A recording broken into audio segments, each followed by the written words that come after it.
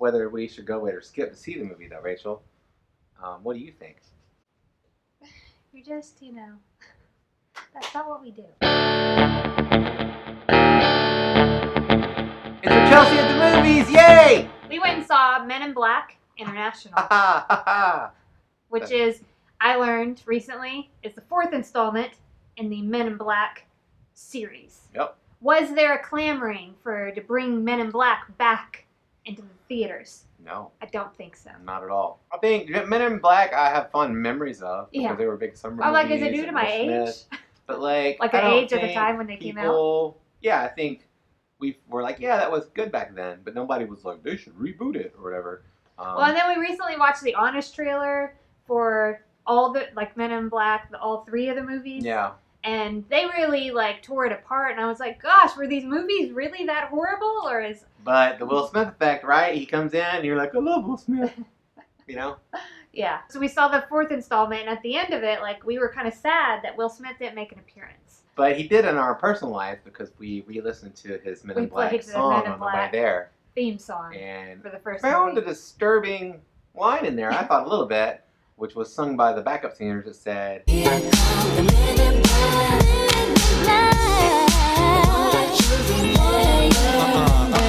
They won't let you remember. They won't let you remember.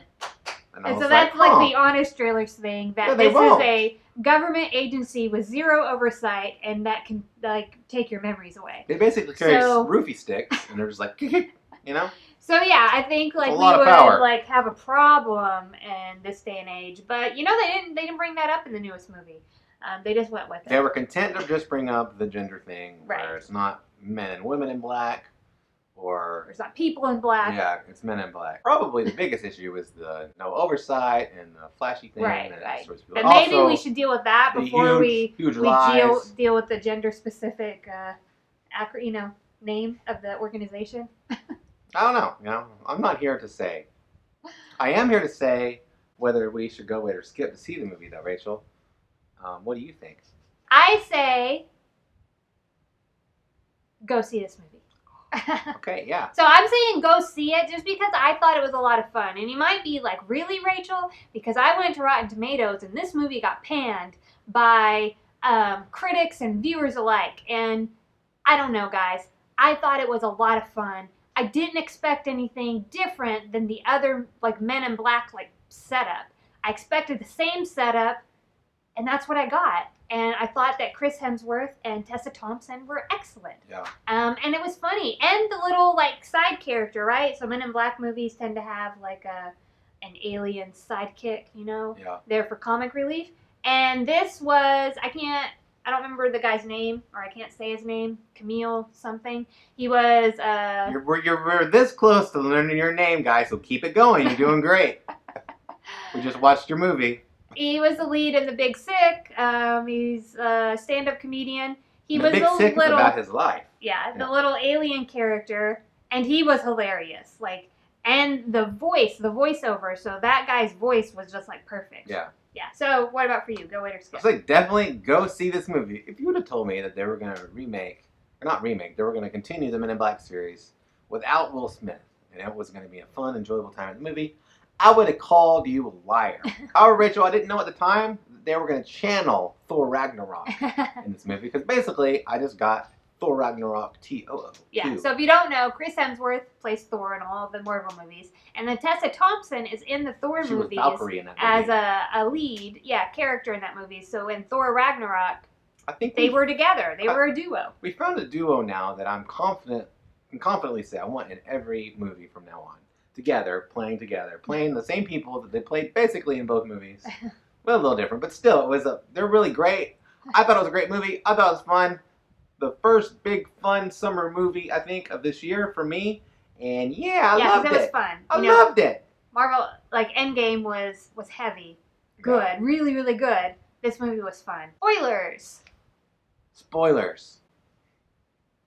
It definitely had a 90s feel to it. When we left the movie, I was like, I felt like I saw a movie from the 90s. I was taken back from the 90s. And maybe because I'm a 90s kid, that is... nostalgic. Yeah, pleasant for me. I don't know what it is. I was really shocked when I went to Rotten Tomatoes, guys.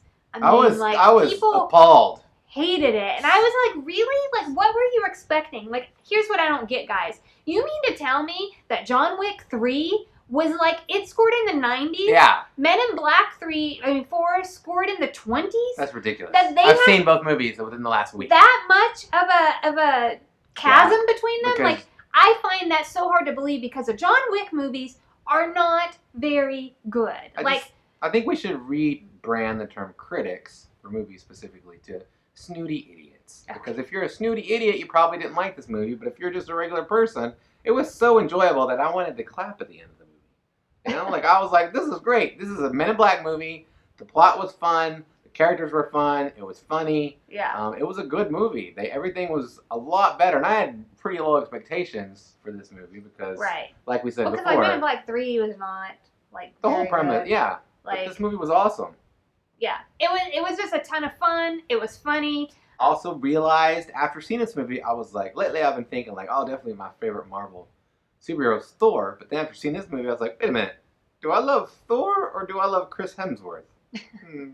I'm so sure. It's Chris Hemsworth. I think it might be Chris. And that made me feel kind of bad for Liam. Or whatever his name is. Yeah. I've now seen Tessa Thompson in a lot of different things, and I've loved her in all of the things. So I had a little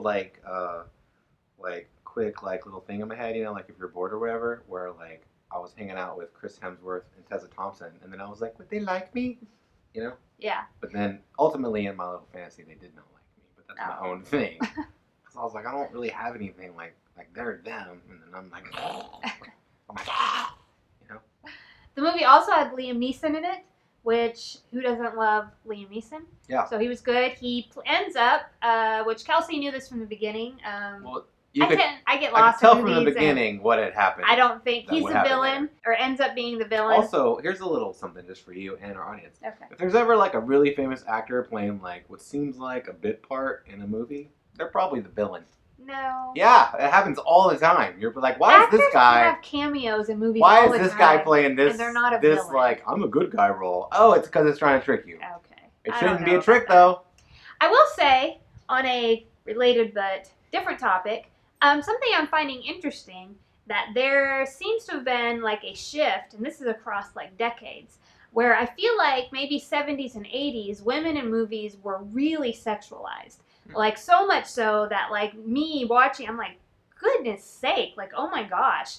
And, like, you think back to the female superheroes, right, of Halle Berry's Catwoman and all this stuff, like, really sexualized. And now we've come into a place where I'm really enjoying that women aren't sexualized in these, like, kind of superhero, and I'm going to put Men in Black in this kind of category, where they just get to be themselves. Like, they get to be human beings. Yeah, and Tessa Thompson objects. isn't, like, and there's not any part of her that is even, like so one of the things I love about her is that, like, she's beautiful without, like, it seems to me having anything enhanced or anything like that. So, like, just get to be a regular person. And this is the same thing in the recent Mission Impossible movies with the woman who is like, you know, Tom Cruise's counterpart.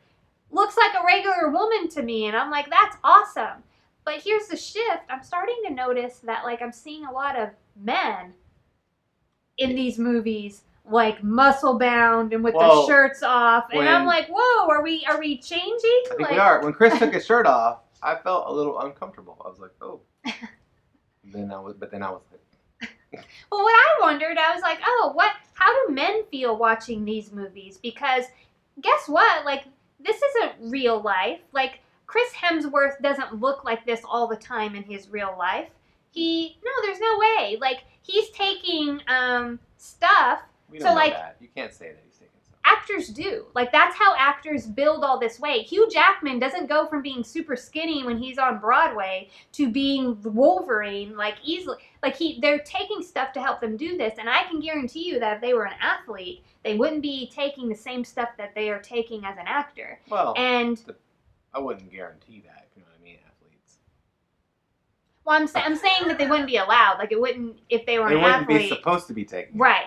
That's my point, is that there isn't any oversight in this regard. Well, it's not illegal for a doctor to prescribe something like that. For actors. But so what all I'm trying to say while you argue with me about PEDs here is that how do, like, men feel when they watch this because when I see women who are overly sexualized, what I'm told is that it's airbrushing. They don't look like this all the time. I recently learned that in the movie Flashdance, that was two different women and a man that came together to make like the water scene, like that iconic scene, was not her, like at all. And in part of the scenes, it was a man.